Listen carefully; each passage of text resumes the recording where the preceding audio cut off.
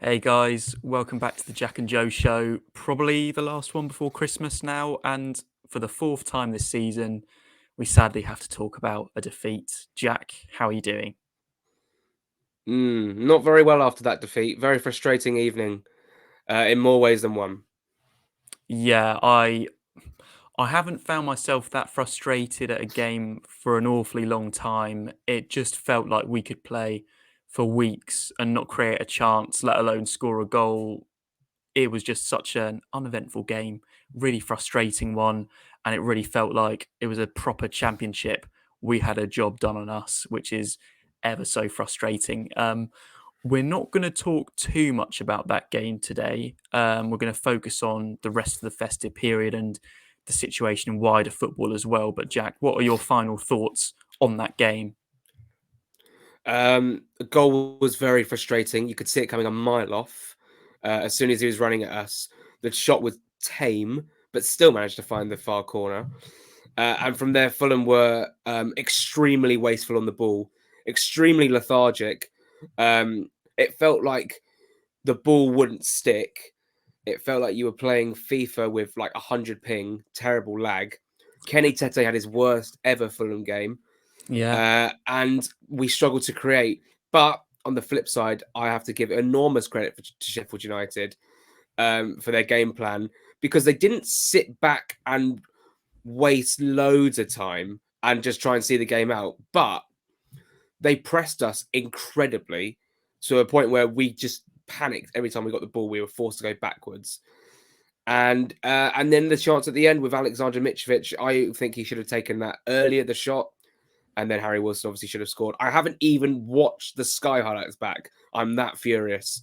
Um, so yeah, not a great way to go into Christmas Day, but we're still top of the league. It's a really weird period at the moment where us and Bournemouth just can't seem to buy a win. Uh, so yeah, Joe, very frustrating evening at Craven Cottage on Monday.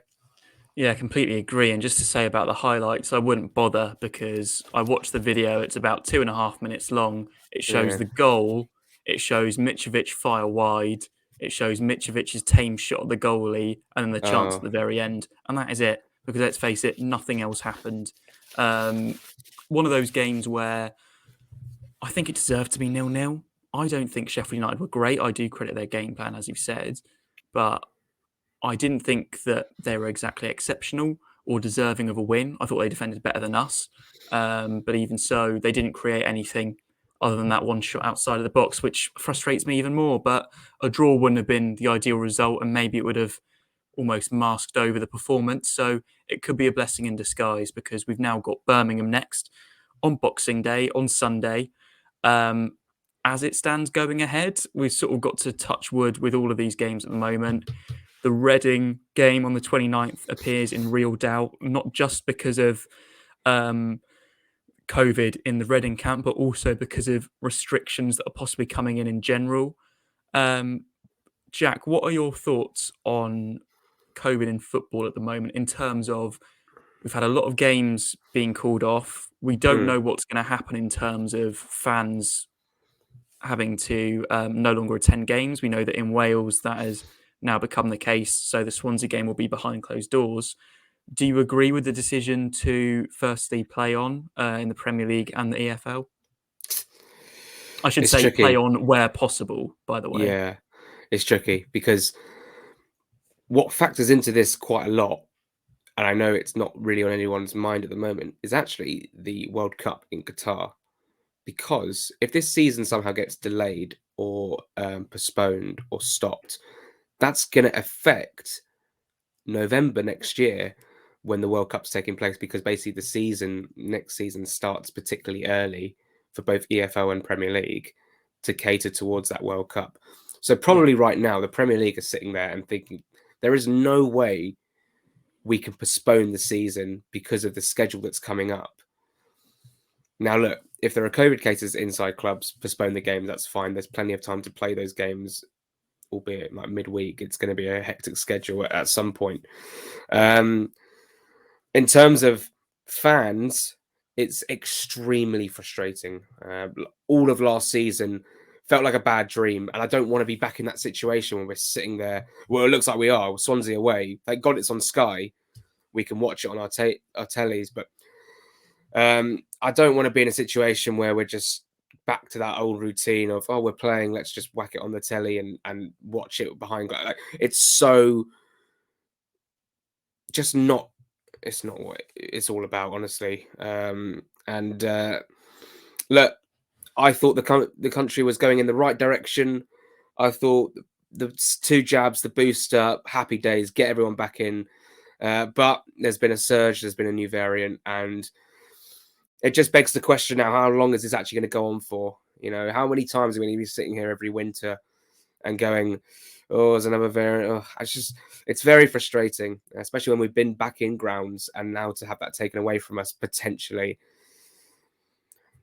makes me very, very frustrated and quite upset. But it's for the greater good. You know, there'll be a lot of non-footballing fans who probably won't be watching this video, but would say it's just a football game. Think about the greater good, and of course, that is very important.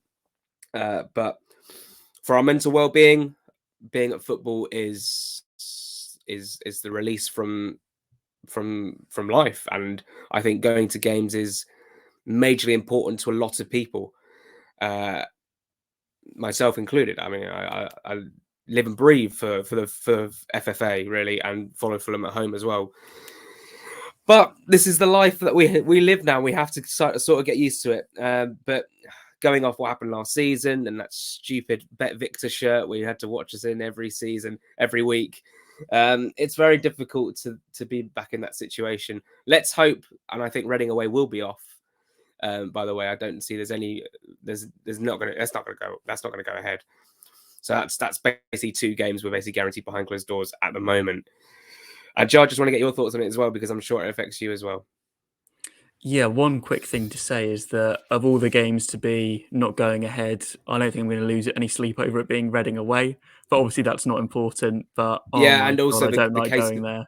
the case of Swansea away as well. That's a very long trip Swansea, and quite. yeah, Swansea. I wouldn't have been able to do that just after New Year's Day on a Monday, but I know you were planning on going. Yes, the ticket was At purchased. least it is on TV, as you say. But yeah, it's frustrating. Obviously, safety comes first, and we've got to understand that the situation has changed. I was a bit nervous about going to Fulham on Monday night due to how the situation is in London specifically at the moment. I know we'll have some people watching that are Fulham fans that live outside of London, but in London at the moment, it's quite worrying in terms of how many people have got it. I was very impressed, I just want to say, with how Fulham were organised. Myself and my dad got there very early on Monday, but it was very quick. COVID passes checked, and it was all very organised and felt safe. I wore my mask to just ensure that I'm safe before Christmas. But it is one of those things where I am slightly confused at if fans aren't allowed to go to games, but other things are allowed. It's all rumours at the moment, so we can't really comment. But it does feel inevitable that at some stage soon, some football will be behind closed doors again. If it is, then I just hope it's not for a long time. But again, I do understand that safety does come first. But as you say, it is frustrating and disheartening because even more so, at least last year, every game was on TV. Now we For would the have to EFL, yeah. pay for iFollow. Is that right? I I don't think know we've if got they our own change it. service. We've got our Yeah. own service, haven't we? Yeah. But yeah, one game that is at the moment going ahead is Birmingham. And we should talk about that because Boxing Day football is something that a lot of people, including myself and you, look forward to every year. And we're at home for it, which I'm all for. I like being at home on Boxing Day. It never used to happen for a number of years. Birmingham been on a bit of a poor run. We don't have a great record against the Bowyer sides. I mean, maybe we've only played them like about 3 times, but the only win came in September, ironically, when we were bouncing back from a 1-0 defeat prior to that at Blackpool. So do you think we Interesting. could see a similar reaction from the team on Sunday? Look, but Birmingham right now are in a state where they went to a Blackburn team who are on really good form, considering they lost 7-0 to us. And they just got walloped. And it genuinely could have been 5 or 6 or even 7 for Blackburn Rovers at the weekend. They were good, but Birmingham were absolutely horrendous. That was probably their worst performance of the season, especially away from home, perhaps. Yes. So I'm expecting fireworks here from Fulham. I'm expecting us to come out the blocks and really give it a go. But Lee Bowyer does know what he's doing. And I think against the big teams, I know like when we played Birmingham, we actually trashed them 4-1. But actually, Birmingham played really, really well in that game and actually sort of did a number on us for a bit and actually made the game difficult. And the 4-1 result really did flatter us. You know, a goal from Adoy at the front post, a penalty, clean through on goal, and then a side foot at the end. I mean, we didn't tear them to shreds. And I'd expect Birmingham to be very, very resolute. And if you look at that Sheffield United performance, what worries me now is that Sheffield United performance is a huge blueprint for any other Championship team coming to Craven Cottage. How can we disrupt Fulham's flow? How can we limit them to chances? How can we keep Mitrovic quiet? And basically watch that whole 90 minutes. And that is exactly how you do it. Press high, put them under pressure, and just stop them from getting balls into the box, really, because it was basically all the play was wide and we never really managed to get the ball in the box. And it was stupid because someone pointed out on Twitter, we brought on Muniz, but it was that we only waited till added time to go up to the 2 front men in terms of playing it long, which was really, really frustrating. But anyway, back on Birmingham, they've got some good players. Troy Deeney, who loves a goal against Fulham, will be playing. I don't think Chong is back either. They've got some good players. I think Ryan Woods is back from his suspension. He must be back from that by now. But Birmingham have got a good chance to get something at Craven Cottage here. But I really feel like we need to turn it up. And I really feel like if we do play a similar team, we will carve out a little bit more chances. I think the Sheffield United have a little bit more quality than Birmingham. And hopefully we go and get a big 3 points because we really are in need of it because it's getting quite worrying now. You know, didn't play well against Luton, didn't play well against Sheffield United, didn't play well against Preston. These are performances that are quite worrying. But if this is our blip of the season, fine, I'll take it. And we need to get back on track against Birmingham, Joe. What do you think? Agree. Banana skin game, but one where I'm expecting a reaction. And I think if we perform to anywhere near our best, then we should win quite convincingly. But that hasn't happened for a while. No. And what you said about the blueprint of playing us is very true. I mean, I don't pretend to be some tactical genius, but if you look back over these past 5 games, I believe every side other than Bournemouth has played a 3 at the back formation in terms of Derby, in terms of Luton, Preston, and now Sheffield United. And it's really, we've struggled against it. And Bournemouth was the game that we played the best. It was the game where we created the most chances against the best team on paper out of any of those. But with a 4 at the back, we could do damage against them. And we've seen that against 3 at the back, where 3 centre halves are around Mitrovic and our wide men are covered by 2 wing backs, we struggle. We struggle to break through. I'd be shocked if Birmingham didn't line up with 3/5 at the back in the same way. But I feel like we need to start a high tempo. And if we do, like we didn't against Sheffield United and we didn't against Luton and we didn't, etc., etc., etc., then we could be on for 3 points. And we know that no matter what, we can go 5 points clear of Bournemouth. Again, we have a second chance to do it because Bournemouth don't play till the next day. And that's away to QPR. Very tough game. Very tough game. QPR that haven't played for quite some time, similar to Sheffield United. Really, really need to win this one. Draw's not good enough. Defeat's 100% not good enough. But I'm also very keen to see an improved performance because the performances haven't been at the level that we're capable of. And, you know, there's been a lot of people online sort of saying it, probably people like you and me, Jack, that have bigged this squad up. Oh, you see, you were overreacting about how good they are. That we weren't, because the performances that were good do not suddenly become void. We've seen what this team can do. It just makes it even more frustrating when they play like they did on Monday night. So I feel like some changes to the team are in order, especially if we've got another game potentially in Reading a couple of days later. What team would you go with? Would you make a few changes? Because I would. A lot of talk about John Mikel Seri and his performance and Tom Cairney coming on, but Tom Cairney, when he came on, didn't do anything that I thought he would do. He didn't get the space, doesn't have the pace to to drive anywhere beyond a defender. So when he was trying to combine with Cabano down that left-hand side, he genuinely just couldn't keep up. So that ball was being played in front of him, and he wouldn't be able to. He had no pace to get the ball. So that was very frustrating. It's tricky. I would basically keep it the same lineup against Sheffield United, and just go again, and if need be, bring on Kearney, and bring on Chalobah. And who came on? It was Muniz and Chalobah, I think. Was it Chalobah? I think it can't was remember. Bobby. Bobby It was came Bobby on. D. Cordova-Reid, of course, yeah. Yeah, I mean, you could start Bobby ahead of Carvalho, but I think Carvalho's always got a bit of a spark in him, as I always say. So, what would you change? Because you said you were going to make some changes. There's one that I'd 100% make for this game, and it's not me saying that I don't want to see him in the Fulham shirt again, as some have said, but it's just Oh, I it's think that I'd Robinson, play isn't it? Brian over Robinson. Yeah, Yeah, Robinson, I just don't absolutely. think that Robinson merited another start in this game. I'd like to see Brian have another go. Robinson clearly low on confidence, needs to get it back, but I don't think that Brian should be sitting this one out after such a poor performance from our other left back on Mm. a Monday night. That's one change I'd definitely make. I would like to see Harrison Reed play the deepest in midfield. Uh-huh. I don't think that necessarily has to mean a change. For example, anyone getting subbed off for Seri. I just think that Harrison Reed doesn't offer enough going forward. So much energy, but he's best as the deepest midfielder with someone next to him. Would he have stopped that Sheffield United goal? Possibly. I feel like he's the sort of player that would have at least fouled the player. And yes, maybe he'd have got a yellow, but we wouldn't have been 1-0 down. And you can Mm. always sub off a player that has been booked. We had Chalobah on the bench.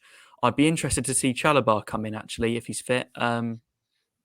We played Birmingham, and I said this actually on the podcast that has come out now, that in that Birmingham game we played for the only time this season due to injuries, Reed, Seri and Chalobah.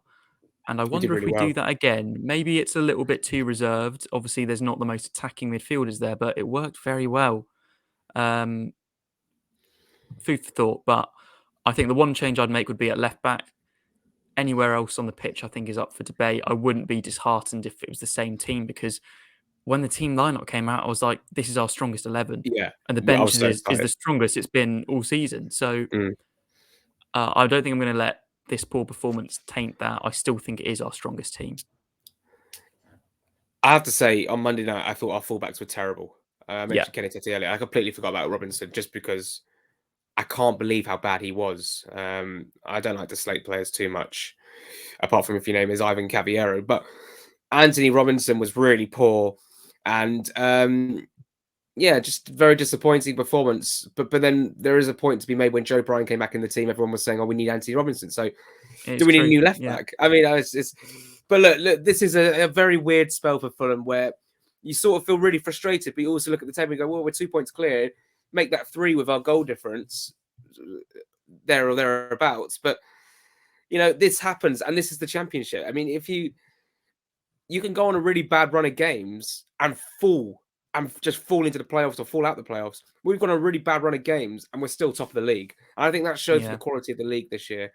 I thought Bournemouth were good against Middlesbrough, but in the second half, Borough, once they took the lead, it was all Borough. I do think that Blackburn, QPR, West Brom, Bournemouth, one of those is going to finish top 2, I think, with us. And I don't think it's going to be Bournemouth. I really feel like Blackburn, QPR, or West Brom are going to catch them and actually finish top 2. Because I just feel as though, ourselves included, we're getting a little bit too, what's the word? Begins with C. Not cautious. Complacent? Complacent. Casual. That's the word. Too complacent. Get back to winning ways against Birmingham. Be good then to have a little break before the new year. Obviously, Reading game could be off. Go into Swansea, who apparently are the best team in the league. We disagree, Joe. And yeah, they do pass the football about, but sadly it just doesn't go in the goal, which is a bit of an issue.